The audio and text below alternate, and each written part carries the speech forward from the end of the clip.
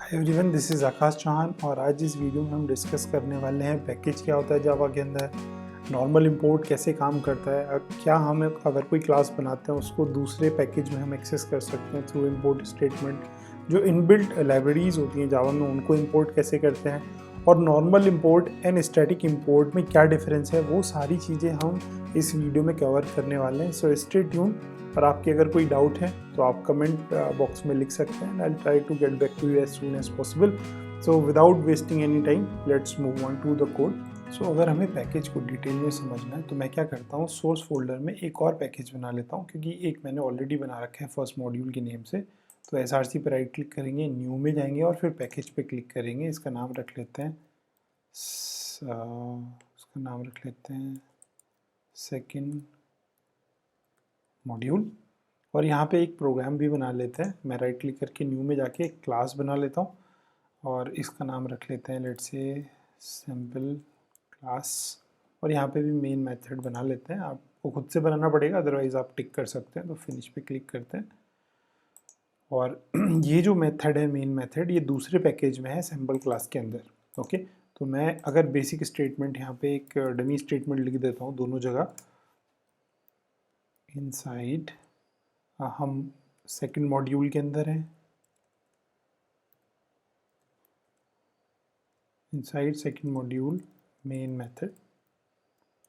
और इस लाइन को मैं यहाँ से कॉपी कर लेता हूँ और ऐसा सा स्टेटमेंट में यहाँ पे ये जो सैम्पल प्रोग्राम मैंने बनाया यहाँ पे भी लिख लेते हैं। और यहाँ पे इस क्लास का नाम लिख लेते हैं inside first module main method. Okay, दोनों की क्लासेस अलग है। चलिए क्लासेस के नेम भी लिख लेते हैं। हम सैम्पल प्रोग्राम क्लास में हैं और फिर मेन मेथड में। और यहाँ पे हम किस क्लास में हैं, सैम्पल क्लास में हैं हम यहाँ पे, और फिर मेन मेथड के अंदर हम हैं। तो अगर मैं इस कोड को चलाता हूँ तो यूज़ जैसे हम चलाते हैं प्रोग्राम को आप वैसे चलाइएगा, आपका आंसर आएगा जो भी आपने यहाँ पे स्टेटमेंट दिया है। ऐसे ही जब मैं इस कोड को चलाऊँगा तो आपका आंसर ये आएगा। ये इम्पॉर्टेंट हमें इसलिए ज़रूरी है समझने के लिए क्योंकि मैंने ये स्टेटमेंट नहीं लिखी है। जब हम इस प्रोग्राम को बना रहे थे, सेकंड मॉड्यूल पे क्लिक किया था हमने, राइट क्लिक किया था, न्यू में जाके क्लास पे गए थे, तो ये खुद ब खुद चूज़ कर लेता है कि ये किस पैकेज को इंपोर्ट करने वाला है। तो आप किस पैकेज में इस प्रोग्राम को बनाने वाला है, तो ये पैकेज फर्स्ट मॉड्यूल में बना हुआ है, मैंने नहीं बनाया। और ऐसे हमारा जो जेडीके है वो वेल मैनेज तरीके से प्रोग्राम को रीड कर सकता है। और ये तरीका है हमारा सोर्स फोल्डर के अंदर डिफरेंट पैकेजेस बना के जो रेलेवेंट कोड है, जैसे हम कोई किसी प्रोजेक्ट पे काम करेंगे तो कुछ डेटाबेस का काम होता है तो हम उसको उस पैकेज में रखेंगे वो वाले कोड, कुछ मिडलवेयर का काम होता है, कोई फ्रंट एंड से कनेक्टिविटी होती है तो उसको उस फोल्डर में रखेंगे। तो इससे हमारा जो कोड है वो सेग्रीगेट हो जाता है। तो पैकेज का जो यूसेज है वो ये है। अभी पैकेज में हम अगर इंपोर्ट यूज़ करते हैं तो ध्यान से देखिएगा, कुछ स्टेटमेंट बड़े स्टैंडर्ड हैं। जैसे अगर मुझे यूज़र से कुछ इनपुट लेना है तो हमारे पास कौन सी क्लास है, स्कैनर क्लास के नाम से एक क्लास होती है न्यू। हम इस स्कैनर का ऑब्जेक्ट बना लेते हैं और यहाँ पे सिस्टम डॉट इन करके परमिशन देनी होती है हमें।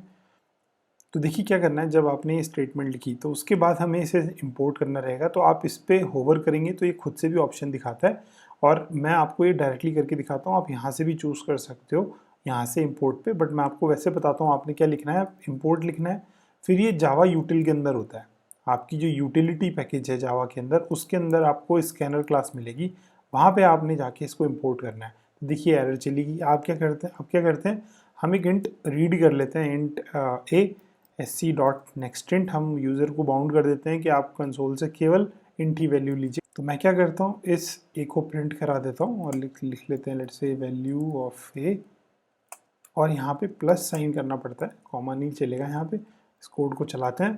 पहले इसने स्टेटमेंट प्रिंट की और ये ब्लिंक करने लगा, दिख रहा होगा आपको। मैंने 12 प्रिंट किया तो value of A would be 12 print हो गया।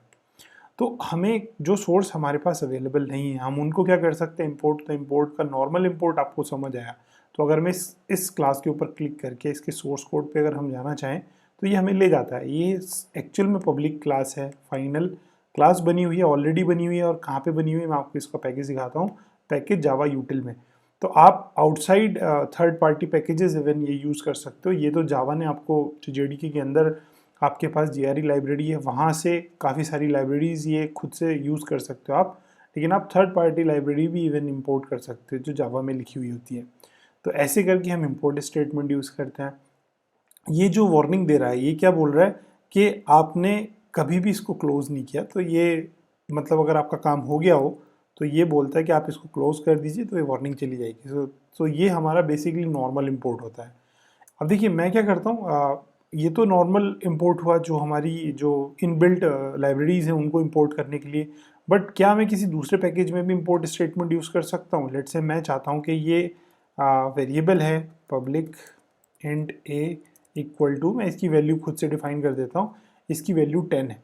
मैं चाहता हूँ कि ये दूसरी वाली जो क्लास है उसमें जो सैम्पल प्रोग्राम है ये इंपोर्ट हो जाए। तो हम क्या करते हैं, अगर मैं चाहता हूँ कि यहाँ पे मैं इस सिस्टम इसको यूज़ कर पाऊँ, किसको यूज़ कर पाऊँ, जो मैंने लेट से उसका ऑब्जेक्ट बनाएंगे और वहाँ से हम ए एक्सेस कर पाएँ, मतलब ये जो क्लास बनाई है मैंने, अगर मैं इसका ऑब्जेक्ट बना पाऊँ यहाँ समहाउ और उस ऑब्जेक्ट से मैं ये एक्सेस कर पाऊँ तो क्या पॉसिबल है। तो मैं अगर यहाँ पे जाऊँगा तो मुझसे ये बोलेगा कि इंपोर्ट कर सकते हैं, तो मैं यहाँ से खुद से इंपोर्ट करने की कोशिश करता हूँ।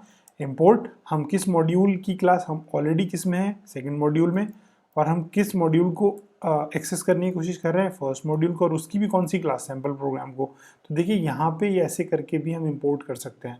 ये एक्चुअल में जो एक ही वैल्यू है ये यहाँ पे नहीं है मेंशन, ये कहाँ से आई है, सैम्पल प्रोग्राम से, और ये कहाँ है, ये किसी दूसरे मॉड्यूल फर्स्ट मॉड्यूल में बना हुआ है। तो आप किसी भी मॉड्यूल से दूसरी क्लास को एक्सेस कर सकते हैं। उसकी एक कंडीशन होती है, वो आप मेरा एक्सेस प्रोटेक्शन वाला जो लेक्चर है वो अच्छे से दिखिएगा। ये पब्लिक क्लास है, इस वजह से ये इंपोर्ट हो गई यहाँ पे, ये वाली जो क्लास है पब्लिक क्लास है। लेकिन अगर मैं यहाँ पे क्लास लिख देता हूँ, लेट्स से क्लास ABC, और इस क्लास को इंपोर्ट करने की कोशिश करता है, let's say int A equal to, यहाँ पे भी 10 लिख देता हूँ मैं, और इस क्लास के इस वेरिएबल को एक्सेस करने की मैं कोशिश करता, तो मैं यहाँ पे कर नहीं पाता। मैं आपको स्टेटमेंट लिख देता हूँ और फर्स्ट मॉड्यूल और ABC लिखते हैं, तो ये यहाँ पे एरर दिखाएगा। क्या एरर दिखा रहा है, ये बोल रहा है the type first module ABC is not visible. तो ये जो कॉन्सेप्ट है आपको क्लियर हो जाएगा अगर आप एक्सेस प्रोटेक्शन वाली वीडियो देखेंगे, क्योंकि ये क्लास डिफ़ॉल्ट स्कोप में है, इसलिए आउटसाइड पैकेज नहीं दिखती है। तो ये था हमारा नॉर्मल इंपोर्ट के बारे में या फिर पैकेज के बारे में। अगर जो नेक्स्ट कॉन्सेप्ट है जो हमें आना चाहिए वो है स्टैटिक इंपोर्ट के। स्टैटिक इंपोर्ट के क्या मायने होते हैं, तो मैं आपको फिलहाल के लिए ये जो बाकी का कोड लिखा है इसको मैं कमेंट कर देता हूँ और मैं एक नई लाइन लिखता हूँ, और उसमें हम क्या करते हैं, एक मैथ लाइब्रेरी होती है, तो मैथ लाइब्रेरी के अंदर एक फंक्शन कोई भी यूज़ कर लीजिए, आप SQRT यूज़ कर लेते हैं। तो आप डायरेक्टली देखिए यहाँ से किसी भी, लेट्स से 25 का मुझे SQRT स्क्वायर रूट निकालना है, इस लाइन को भी कमेंट कर देते हैं, इस लाइन को हटा देते हैं क्योंकि इसका कोई यूज़ नहीं है, इस कोड को एडजस्ट करते हैं और रन करते हैं। तो अगर आप ध्यान से देखोगे तो हमारा SQRT अच्छे से काम कर रहा है। ये जो फंक्शन आया है, ये जो क्लास आई है मैथ, मैं दिखाता हूँ आपको कहाँ से आई है। ये भी एक पब्लिक क्लास है, इनबिल्ट फंक्शन है, और किस पैकेज से बिलोंग करता है, जावा लैंग पैकेज से। तो क्या मैं इसको ऐसे कर सकता हूँ कि मैं इसे इंपोर्ट कर लेता हूँ, इंपोर्ट जावा डॉट लैंग, फिर ये जो मैथ है मैं इसको और इसकी जितनी भी फंक्शनैलिटी है उन सबको इंपोर्ट कर लेता हूँ। तो क्या ऐसा पॉसिबल है कि मैं मैथ को यहाँ से ओमिट कर पाऊँ, क्योंकि मैंने तो मैथ के अंदर जितने भी डेटा है वो सबको इंपोर्ट कर लिया है। जो भी चीज़ें हैं मैथ तो एक क्लास है, इस क्लास के अंदर काफ़ी सारे फंक्शन है ना, तो उन फंक्शन की सबकी डेफिनेशन देखिए, साइन है, कॉस है, ये सारे फंक्शन है। ऐसे ही यहाँ पे ये फंक्शन भी होगा SQRT, तो क्या मैं उसको डायरेक्टली एक्सेस नहीं कर पाऊंगा। तो देखिए मैं एरर दिखाता हूँ आपको, एरर क्या आ रही है, the method SQRT is undefined for the type sample class program. तो प्रॉब्लम ये है कि सैम्पल को ये नहीं समझ आ रहा है कि SQRT क्या है, इसको ऐसा लग रहा है कि तुमने SQRT खुद का बनाया और उसकी डेफिनेशन नहीं दी है। तो जबकि मैंने यहाँ पे तो ये लाइब्रेरी इंपोर्ट की है, और अगर मैं इस लाइब्रेरी को इंपोर्ट करके रखूँ और यहाँ पे मैथ लगाऊँ तो इस लाइब्रेरी इंपोर्ट करने का फ़ायदा क्या हुआ।